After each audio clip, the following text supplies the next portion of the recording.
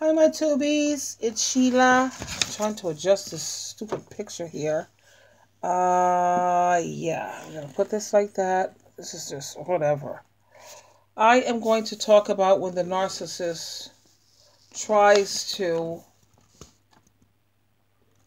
come back into your life. I'm sure that you've already experienced that part, you know. When the narcissist tries to sneak back into your life after ghosting you, or what felt like ghosting. I think I told you about this guy that I was dating named Jermaine. Not the second one, because there was two of them. You know, one was from Brooklyn, the other one I met him in Uber. You know, I'm talking about the one that was the Uber driver. Well, actually, that's his second job because his main job is in financial services. But after work, if you want to make a couple extra dollars or on the weekend, you just do Uber or a Lyft. Well, after almost 5 months of not hearing from him, because I told him that I didn't think that it was a good idea for him and I to continue seeing each other, I just didn't feel it just wasn't a good idea. I told you that he had came to my job in the past. I'm hoping you looked at that video. That's when I had told him how I felt, that I didn't think that this was a good fit. And no, not a good fit. I'm still trying to adjust this stupid picture. But anyway, it wasn't a good fit, and when I told him that, he was calm, cool, and collective. Everything was okay, because you know how they can be when they don't do rejection very well.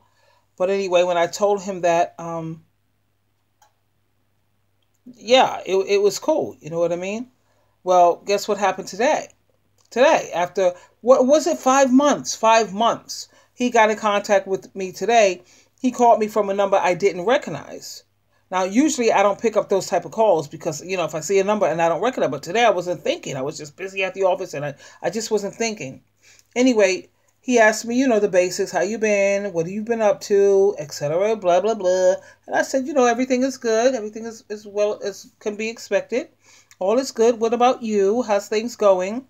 Now, I got to tell you the reason why I didn't want to continue seeing this character. Because, for one thing, I have experience now dealing with narcissists. And this guy, Jermaine, he wanted to move way too fast for my taste. And also, number two reason, because he was very manipulative. And I recognized it. I was dealing with this character for 2 months. And after only just 2 months, I recognized it, that he's way too manipulative. You know what I mean? So I was like, this time around, honey, because I told you I've been married twice, engaged to be married a third time. No. Now, I know also that normally a man will ghost on a woman when he feels that he spent enough time with her and he realized that she's not going to be easy to control. He can see that he can't manipulate you. He sees that he's not going to be able to control you easily. So normally they will ghost on you. And he knew that you can't control Sheila. Good fortune to you. Manipulate me? That's just so not going to happen. And, normally a narc, they would just move on. Not this guy. I think he was an Aries or something. They're like a challenge, whatever. Anyway, so they go and try somebody else. Like, you know what I'm saying? They're looking for somebody else who they may be more easier to control. Somebody else they can manage more easily. Someone who won't resist too much. Now, because I know how this game is played, I ended it before he could discard me. And it's not like I was going out of my way. Let me just discard him before he discard me. That's stupid. That's childish. I don't have time for childish games. No, I discarded him because I could see, like I said, he was a manipulator. He moved too fast. No.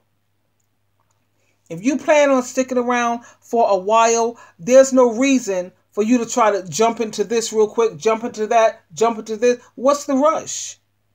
The only time they rush like that is when they don't plan on sticking around for too long. No, thank you, So I ended it, like I said, before he had the chance to discard me. And I guess he went around trying to find someone else who may be more easy to control, and he couldn't find anyone. So now, this is how it goes. He's trying to come back over here thinking that he can get supply from me. I guess he thinks that he could come back to me for a quick fix. He thinks, well, maybe she let her guard down now. Maybe she forgot about it. Yeah, right, honey. I have the memory of an elephant when it comes to no good niggers and clowns. No, thank you. So, like I told you, my tubies, I am a pro when it comes to knowing how narcissists operate. They want to come back to you until they can find someone more suitable or until something or someone better comes along. And you know, this is cuffing season. It's the winter time. You know, around September, this is the game they play. I'm hip to that too. And I hope that I'm getting you hip to it too. I don't deal with men who come at me in the winter. I don't. If you didn't come at me and try to pick me up in the summer, honey, that's a wrap. It's not going to happen. I don't do wintertime pickups because I already know the motive behind it. You know, I doubt it very much anyway if he'll find anyone better than me, because when you think about it these days, females are off the hook. You can forget about finding a female. It's hard to find a female who has standards and morals. Those days are long gone. Anyway, I had blocked his number after I told him how I felt, you know, when he had came to my job. I had blocked his number. So that's when he started calling me from unfamiliar numbers. You know, I noticed I was also getting these calls that was blocked numbers. You know, when it says unknown caller, whatever. Anyway, I have a service on my phone now that rejects these type of calls. But narcs, you know how they are. They're always going to try to find a way around things. Now, I remember when I blocked him the first time I tried to get rid of him, and he couldn't get me to answer my phone anymore.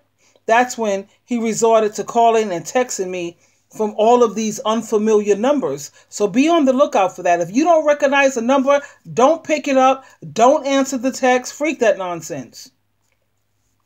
I guess after he went around looking around to try to find some good supply, you know, he couldn't find it. So they try to come back to you as if nothing happened. They never want to talk about what happened. I already told them what was up. I felt you moving too fast. I think that you're a manipulator. I don't like your style. It doesn't work for me. You know, I'm just not her. I'm not the one for you. You know, come on. They try to act like nothing happened, like you never had this conversation, like we never talked about this. Come on already. Narcissists, you know how they are. They can never be without an intimate partner for long periods of time. And my thing is, if you don't like your company, why should anybody else? And even if they do find someone, once that new relationship starts to crack, that's when you're going to find out they're coming right back to you to hoover you. But I tell you this, my tubies, if you manage to escape these parasites, keep it that way. Because nothing good will ever come out of these type of relationships, you know. You remember that these narcissists, even when they screw you over, they're going to blame you for letting them hurt you. Because in their eyes and in their whacked out mind, you were dumb enough to let it happen. So, hey, it's not their fault. It's your fault for being a dummy. Anyway, Sheila True Love, truly loving you, always telling you you have the choice is always yours. Always choose wisely. You are experienced now. You're stronger. You're wiser. And you are braver. Until next time, adios, darlings.